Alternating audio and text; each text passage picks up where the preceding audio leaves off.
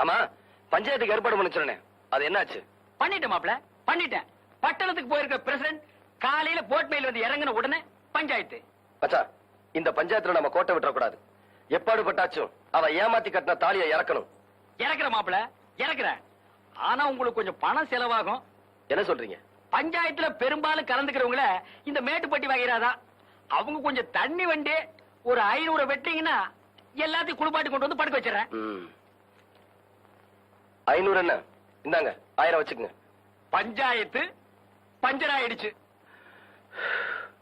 இப்ப பஞ்சாயத்து பயம் போயிருச்சு. ஆனா சந்தியாவை நினைச்சாதான். அதான் தினம் நீங்க போய் தைரியம் சொல்லிட்டு வர்றீங்களே, அப்புறம் என்ன? நான் என்ன சொன்னாலும் அவ பித்து பிடிச்ச மாதிரியே இருக்கா.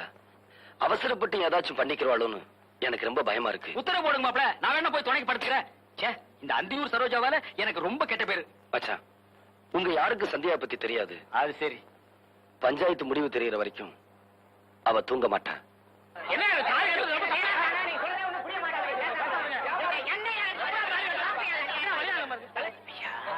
நடந்தது? ஏயா இப்படி ஒரே கரைச்சலா இருந்தா எப்படியா பேசுறது? ஏயா கூச்சல் போடுறீங்க? பிரசிடண்ட் ஐயா சொல்றத கேளுங்க.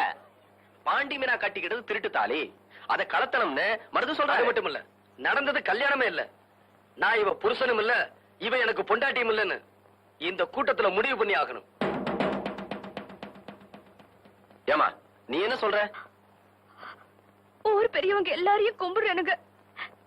எனக்கு தெரிஞ்சதை நான் சொல்லிடுறேன். இது சத்தியம்.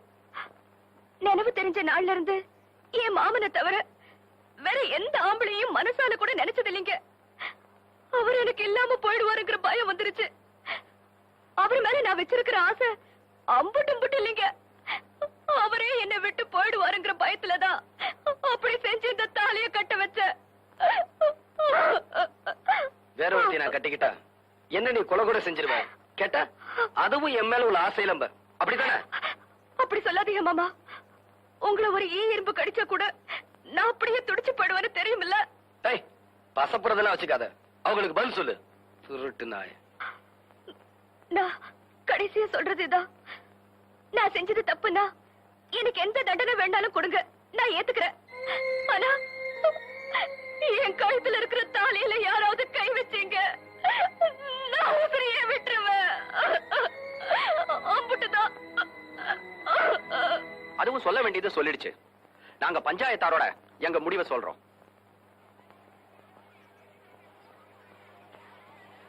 இது நம்ம சாதிக்குள்ள ஏற்பட்ட பிரச்சனை.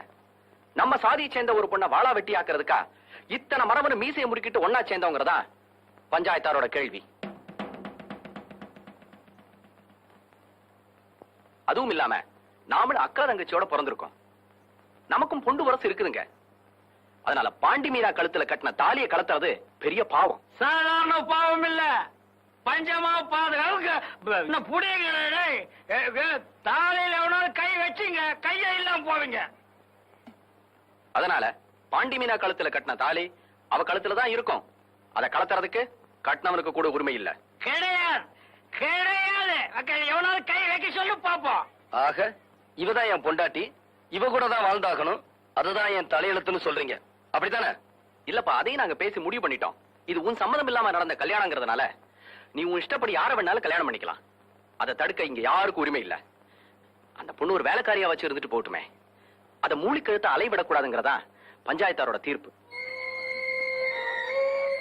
பஞ்சாயத்து முடிஞ்சு போச்சு. எல்லாரும் அவங்க வீட்டுக்கு போங்க. மாப்பிள்ள மருது, நான் பேசுறது கரெக்ட் தானே? நான் எப்பவுமே ஓம் பக்கம் தான். என்ன புடிச்சு கொண்டு போங்கடா.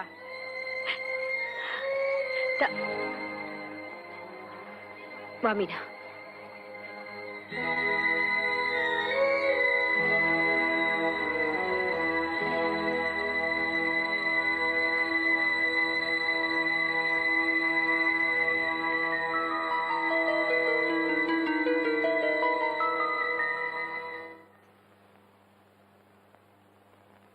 தம்பி,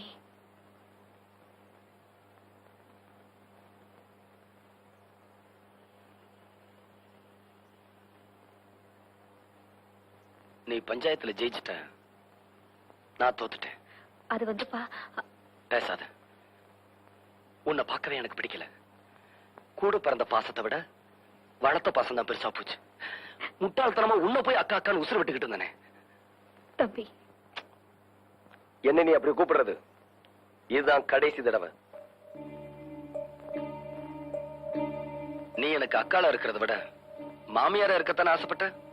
அப்படியே இருந்துட்டு போ. இனிமே நமக்குள்ள இருக்கிற அக்கா தம்பிங்கிற உறவு என்னையோட அருந்து போச்சு. தம்பி, நான் செஞ்சது வேணா குத்தமா இருக்கலாம்ப்பா. அதுக்காக எம்பட்டு பெரிய தண்டனை கொடுத்துறாதப்பா. இது தண்டனை இல்ல. பஞ்சாயத்துல சொன்ன மாதிரி எனக்கு பிடிச்சவள நான் கல்யாணம் பண்ணிக்க போறேன். அவளும் நானும் சந்தோஷமா இருக்கிறத நீ பார்க்கதான் போற. அதான் நான் உனக்கு கொடுக்க போற பெரிய தண்டனை. அதா, என்னால தானே உனக்கு இம்புட்டு கஷ்டம். பொண்ணா பிறந்துட்டாலே கஷ்டம் தாம்மா. நடந்தது என்னமோ நடந்து போச்சு. அவளை ஏத்துக்குங்க. நான் இந்த ஊரை விட்டு போறேன். சந்தியா, என் கூடவே விழுந்த மீனா என்னை ஏமாத்திட்டா. கூட பிறந்த அக்காளும் எனக்கு துரோகம் செஞ்சுட்டா. என் மச்சானும் ஊதாரியா போயிட்டாரு. இந்த நிலைமையில என் மேல அன்பு செலுத்துற ஒரே உயிர் நீதான். நீயே என்னை விட்டு போயிட்டா நான் இந்த உலகத்திலே இருக்க மாட்டேன். அப்படிலாம் சொல்லாதீங்க. நான் இங்கேயே இருக்கேன். நான் போக மாட்டேன். மாமோய், மாமோய் பாலு. நீயே குடி, இல்லைன்னா மாட்டு தொட்டியில கொண்டு போய் ஊத்து. ஏமாமா, டவுனுக்கா போறீங்க? மதகுப்பட்டி ஐயர் கடையில அல்வா நல்லா இருக்கும். கொஞ்சம் வாங்கிட்டு வரீங்களா? சாப்பிட்டு ரொம்ப நாள் ஆச்சு. மாட்டுக்கு புண்ணாக்கு வாங்க போறேன். அப்படியே உனக்கு 2 கிலோ வாங்கிட்டு வரேன். அதை தின்னு.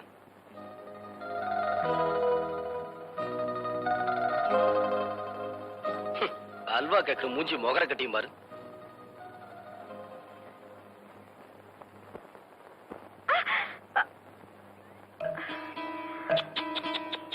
மீனா, முள்ளு குத்திடுச்சா?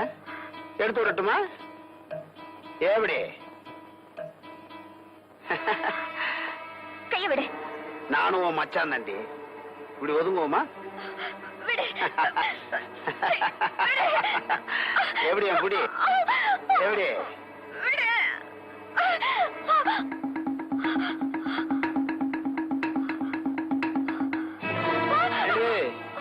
நீ அங்க தேடுற, நான் இங்கல இருக்கேன்.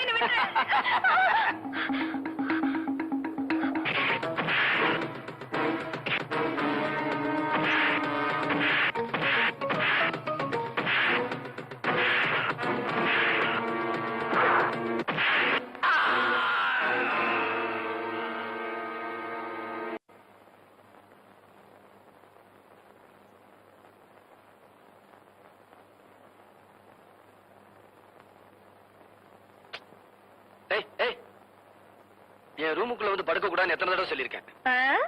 புருஷன் படுக்கிற இடத்துல படுக்காம பொண்டாட்டி வேற எங்க போய் படுப்பாங்களா? ஆமா, அம்மி மிதிச்சு அருந்ததி பார்த்து நடந்த கல்யாணம் கெட்டு போச்சு. பொண்டாட்டி என் பொண்டாட்டி. கடைசியா சொல்றேன், இன்னொரு தடவை என் பொண்டாட்டின்னு சொன்ன நடக்கிறதே வேற.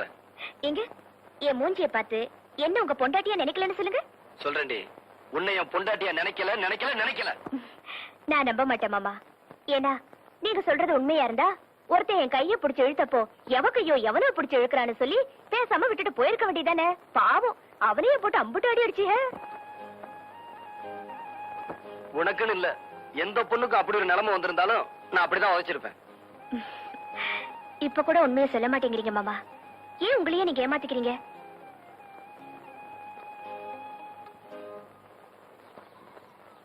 ஏண்டி, நீயும் உன் புருஷனும் சந்தோஷமா இல்லைங்கறத வெளியே காட்டிக்கிறாம எப்படி உன்னால இருக்க முடியுது? வேற என்ன தச்சு பண்ண சொல்ற? இப்படி கட்டிக்கிட்டது அவங்க தப்பு இல்லையே. எப்படி பார்த்தாலும் குத்தவாளி நான் தானே. சுத்த விவரம் கட்டவளா இருக்கியேடி. இந்த பாருடி, புருஷனை நாம தான் வழிக்கு கொண்டு வரணும். அடப்போ அத்தாச்சி, அவங்கள பத்தி தான் உங்களுக்கு தெரியாதாக்கும். புடிச்சா புடிச்சதுதான் அம்புட்டு ரோசக்காரவங்க. ஆமா, ஆம்பளைக்கு ரோஷத்தை பத்தி எனக்கு தெரியாதா? அடியே, அவங்க விலைக்கு போவாங்க. நாம தான் விரட்டி பிடிக்கணும். இன்னைக்கு ராத்திரிக்கு நான் சொல்ற மாதிரி செய்ய. அப்புறம் பாரு, கருவாட்டு பானைய பூனை சுத்துற மாதிரி உன்னையே சுத்தி வரும். நெசமாவா சொல்றீங்க? சொல்லுங்க அத்தாச்சி. ஒரு வாய் வெத்தலை பாக்க கொடு. எல்லாத்தையும் வளா வரையா புட்டு வேணாலும் கேளுங்க, தரேன்.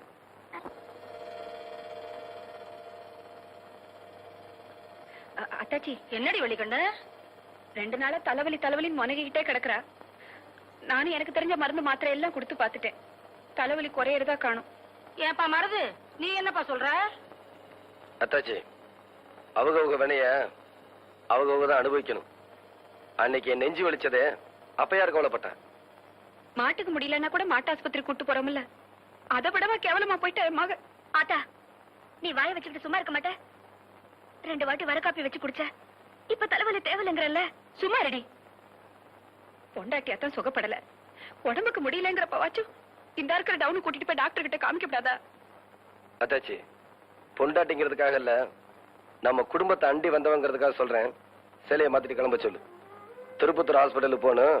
அங்க பெரிய பெரிய டாக்டர்லாம் இருப்பாங்க, நல்லா பாப்பாங்க.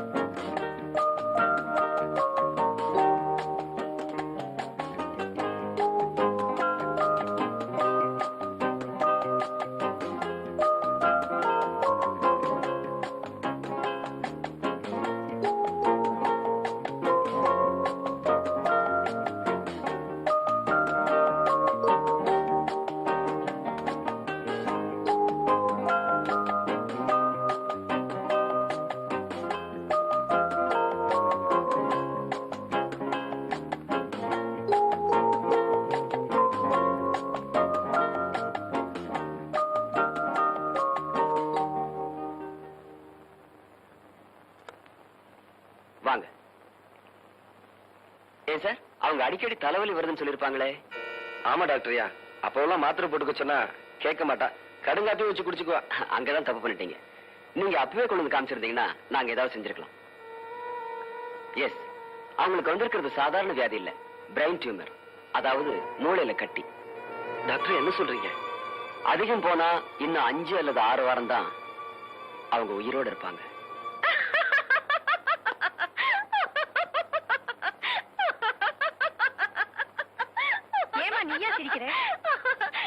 ஆமா, இப்ப அந்த மிஷின்குள்ள வச்சு போட்டோ எடுத்தாங்களே, மண்டக்குள்ள இருக்கிறதெல்லாம் தெரியுமாமே? ஆமா, அதை நினைச்சா சிரிச்ச. ஆமா, என் மாம என் மண்டக்குள்ள களிமண் தான் இருக்குன்னு அடிக்கடி சொல்லுவாங்க. இப்ப அந்த போட்டோவை பார்த்தா மண்டக்குள்ள களிமண் இருக்காதுன்னு தெரியும். பாவம் ஏமாந்து போயிருவாங்க. என் சொத்து பூரா வித்து வேணும்னு செலவழிக்கிறேன். எப்படியாவது என் பாப்பாவை காப்பாத்துங்க. அந்த கட்டத்தை எல்லாம் அவங்க தாண்டிட்டாங்க.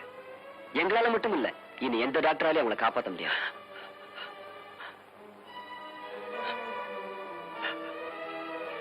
எப்ப பாக்குறதெல்லாம் 2 தெரியுதுன்னு சொல்றாங்களோ அப்ப நீங்க ரொம்ப ஜாக்கிரதையா இருக்கணும் டாக்டர். ஆமா, அவங்க முடிவு நெருங்கிட்டதுக்கு அது அறிகுறி. அடுத்தது பார்வை மறைய ஆரம்பிக்கும், தூக்கமா வருதுன்னு சொல்லுவாங்க. அந்த நேரத்துல நீங்க வேண்டியவங்களுக்கெல்லாம் சொல்லி அனுப்பிச்சிருங்க.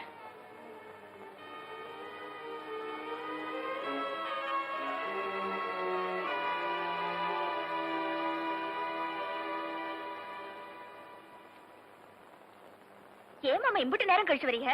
உங்களுக்கு என்ன ஆச்சு? எனக்கு ஒண்ணும் இல்ல பாப்பா. எனக்கும் ஒண்ணு இல்ல மாமா, தலைவலி எல்லாம் பறந்து போயிருச்சு. நான் ஒரு மக்கு அங்க பருத்தி விதைய ஊற வச்சுட்டு வந்திருக்கேன். நான் போய் தான் ஆட்டணும், இல்லன்னா ஆத்தா கடந்து வெய்யும். வாங்க மாமா.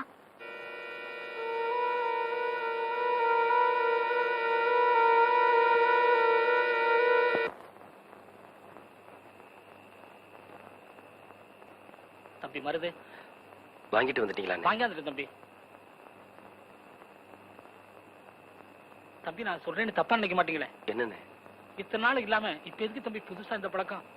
அண்ணே, என் மனசுல இருக்கிற வேதனைய என்னால சொல்லவும் முடியல, மெல்லவும் முடியல. என் வேதனையை மறக்க இப்ப இதை குடிக்கிறத தவிர வேற வழி இல்ல. என்ன மன்னிச்சிருங்க.